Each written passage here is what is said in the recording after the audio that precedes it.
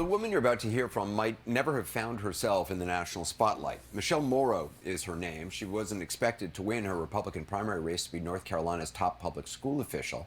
Then last week, in an upset, she did win. And when she did, her extreme and controversial comments began getting attention. Last Friday, CNN's K-File reported that she has, for example, tweeted under her now dormant personal account about wanting to see former President Obama put in front of a firing squad on pay-per-view, saying, quote, "We could make some money back from televising his death." That's just one of a string. Now, if Obama was standing in front of her, you think she'd have said that? This is what gets me about people. You can say that from the comfort of your own home, from the comfort of being just with your phone away from that person. We need to go back to the days where you start having to run into these people that you make these comments about and see if you still would make those comments. You probably wouldn't, would you? The disrespect is just out of control, man. For what? What do you gain by saying that? What do you gain? String of social media postings between 2019 and 2021 in which Ms. Morrow made suggestions about executing Obama and other prominent Democrats for treason, including Congresswoman Ilhan Omar, North Carolina Governor Roy Cooper, former New York Governor Andrew Cuomo, Hillary Clinton, Senator Chuck Schumer, and then President-elect Biden. In the Biden tweet, here's how she answered the question, "Will you follow Joe Biden's advice and wear a mask for 100 days? Never," she replies. "We need to follow the Constitution's advice and kill all traitors." So this is who y'all want running the public schools? If she's saying all of this about people, imagine what she'll do to a kid.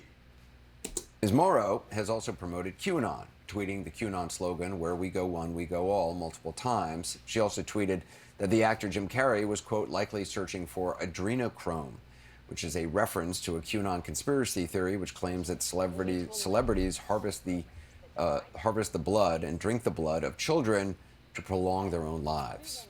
That's what they believe. In addition to all that, Ms. Morrow, who again is the candidate to be North Carolina's top public school official, has called public schools socialism centers and indoctrination centers. Now, as part of that K-File report, CNN reached out to Morrow and her campaign multiple times to get her side of the story, but received no response. So after publication of the K-File story, Morrow tweeted the following. According to @K-File and @CNN and @CNN Politics, Obama's drone attacks on hundreds of innocent Muslims in Yemen are not treasonous. The insanity of the media demonstrates the need to teach K-12 students real history and critical thinking skills, which of course doesn't directly address the multiple social media postings we just listed. So with that in mind, CNN's Shimon Prokupecz went to North Carolina to try and speak with her in person. It took him several days. They finally caught up to her outside a Wake County Republican Party event in Raleigh. Shimon joins us now. So what did she have to say? Yeah, Anderson, so she went to this GOP convention. It's a local GOP convention in Wake County. There were other elected officials there, including the Lieutenant Governor, Mark Robinson, who himself has had some controversy and has had some controversial statements. And we finally got to speak to her as she was leaving. Take a look at that exchange. Hi, Miss Morrow. How are you? Hey, I'm doing fine. All right. How did it go in there? Hey, it went great. Yeah? It went great. You feeling good? Who are you guys with? I'm Shimon Prokupecz. I'm with CNN. Oh, have you been parked in my neighborhood by any chance? We've been trying to talk to you, yes. Okay. Well, you can go through my I understand, campaign. but I have you now, so why don't we Thanks. talk now? No need. Why not? Well, I want to ask you, do you still it's stand? late and we're I'm not talking talking to you, now. ma'am. Do you Okay. still stand by your comments about former President Barack Obama and that he should be executed, calling for the death of other presidents? Do you stand by that? Do you stand by those comments? Have a good night. Do you stand by what you've said about the public education system and that it needs to be destroyed? No comment. Do you stand by that? No comment. Do you understand the concern that people have No with this comment. nomination Hey, that you now I have a have? question. Do you vote in North Carolina? Then keep your eyes on your own paper.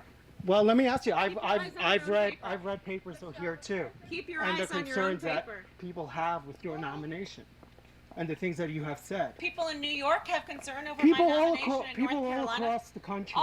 Really? Yeah. Why are they? You're dealing with children. You're running for the public school system. You're dealing with, of course, we have concerns. It takes a village to raise kids. We have concerns about kids that we don't even know. Absolutely. concerned about North Carolina. Do you know that education is a problem in this entire country? So maybe they need to focus on what's going on in your state of New York, which, by the way, is where I grew up. Maybe they need to focus on what's going on in California, where children are not getting the education that they need. Maybe they need to focus on what they're doing in Michigan.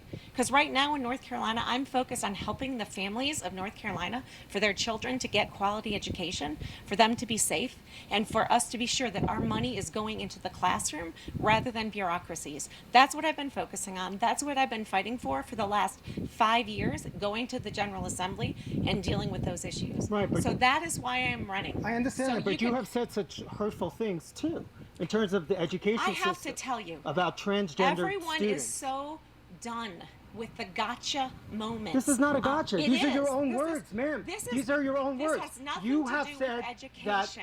the How former do you know president. those are my words? Because you tweeted. Are those don't not your have- tweets? Do you deny saying that? You have an opportunity now. I am Do you telling deny you. saying that? I am Are telling you you. denying that you said that in those tweets? I am telling you Have you that I'm going to have you discuss talked education. about the indoctrination of children by teachers?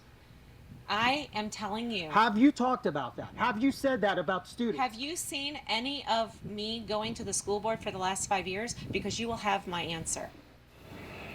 So, Shimon, clearly she didn't answer your questions. She didn't want to talk about the tweets about executing President Obama or Biden. Has Ms. Morrow ever explained her tweets calling for these executions? Well, I don't know about y'all, but that's the first time in a long time I've seen that type of reporting.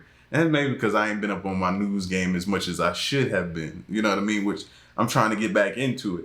But I haven't seen nobody aggressively ask questions like that. A reporter be that aggressive. Yeah, I mean, that was pretty good. no, not exactly. She's deflected a lot. She's tried to suggest, and perhaps like she did to me, that maybe it wasn't even written by her. How do I know? She said to me at one point that it was something that she posted. So she's deflected. She's, of course, I mean, she could clear that up. and She could doesn't clear it wanna up kind very of- simply just by answering the question. Yeah, I mean, it's not that difficult to do, but you can see there that when I wanted to talk about some of those things that she has said, and they're very hurtful. I mean, there are people in this state who are very concerned about what she has said and just her lack of empathy and understanding in the different issues that affect students and children. And yeah, when you look back at everything she has said, it is very troubling. And she could clear so much of this up. But the bottom line is she's now in a position to get elected to a position where she will be running a school system with 1.5 million students and a massive budget, and then she would just have this, she would have the podium, she would have a place to speak and to say what it is that she is feeling more widely, and that is certainly very concerning to people here, Anderson. Thanks very much. Joining us now is Republican strategist and North Carolinian Doug High, who recently tweeted, quote, "North Carolina Republicans dump this lunatic." Doug, what does this say about the Republican Party in North Carolina? To an extent, the Republican Party nationwide, that this person is the GOP nominee for such an important job. I mean, do you think voters realized these tweets that she had sent out in support of QAnon? No, absolutely Nope. not. Look, this was a down ballot race. It wasn't one of the top tier races. Obviously, you had Trump running for president, Mark Robinson running for governor, which are the two marquee races. This is down ballot. It gets fewer votes. It was a low turnout year. About 25% of eligible voters voted in this primary. So I don't think they knew exactly everything that she said. A lot of this has come out since the election.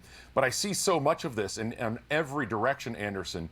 This is bad. These are not just appalling statements. These are the worst of the worst statements, calling to assassinate political opponents and so forth. As a former campaign hack myself, having spent a lot of time in Wake County in Raleigh, that's not the state party headquarters on Hillsborough Street. But what I see is bad staffing, allowing your candidate to walk that far with Shimon being able to get every question in that he could. You want to have a car there so you can get your candidate out immediately because and this is problem number 3, you don't have good answers to these questions unless you can just simply say that either you didn't do them, which clearly she did, or what I said was wrong and apologize for it. Unfortunately, in America, That's what I was waiting on. That's what I thought she was going to come out and say. You know what? I messed up. I was wrong. And this is a good opportunity for me to display that in front of these kids. The same kids who I'm fighting for, the same kids I'm nominated to run for I'm going to show you when you make a mistake, you own up to it, you fess up to it, you right your right. You right your wrong, and you move forward. This would have been a perfect opportunity, but she didn't do that.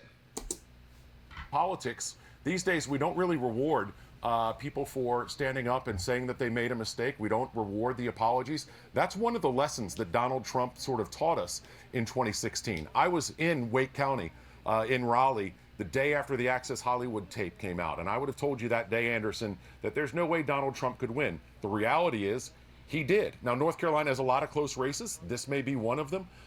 We go back and forth with our politics as far as senators and governors. So she could still win. But we've learned the lesson, and I think this is what she's learning. It's a bad lesson, that maybe if you don't apologize, you can get away with it. I mean, she also, the whole trafficking in QAnon, talking about adrenochrome, I mean, all of that is based on anti-Jewish, horrible anti-Jewish tropes, which were used by the Nazis about Jews drinking the blood of children. I mean, the idea that this person could be head of the school system in North Carolina it's quite extraordinary.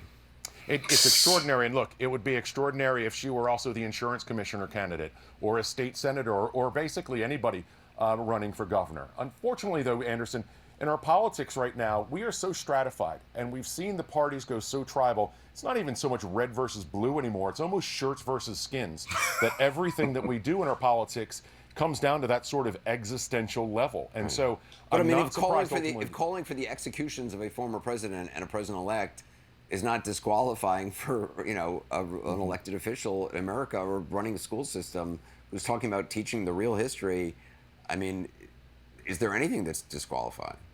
Well, I mean, this should be it. And obviously, again, I don't think that the voters, Republican primary voters in that case knew, but this should be a good example for, we have a new RNC chair, Michael Whatley. He's also the state party chair of North Carolina. I've known him for 20 years. Michael, this is a time to stand up and show leadership. This has to be a line that we don't cross, because we've seen political violence against Republican members of Congress, against Democratic congressmen or congresswomen, obviously with Gabby Giffords. We know that this could happen again. This is a time for leadership to stand up and say no. Doug High, appreciate your time tonight. Thank you. Thank you.